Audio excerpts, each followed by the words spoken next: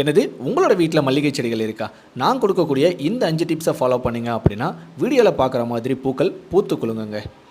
Tips number 1, மல்லிகை செடிகளை பொறுத்த வரைக்கும் சன்லைட்டில் வச்சு வளர்க்கணுங்க.